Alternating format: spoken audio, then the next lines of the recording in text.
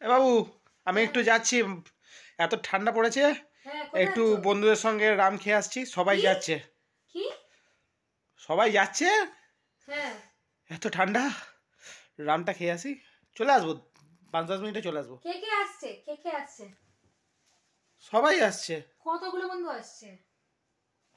আরে আমার যতজন আছে সবাই আসছে। শোনো, তুমি আমার কথাটা শোনো, আমি এমন একটা পদ্ধতি বলবো যেটা করে তোমাদের পয়সাও খরচা হবে না আর পুরো বডি তোমাদের একবারে হিট গরম হয়ে যাবে, ঠান্ডাও লাগবে না।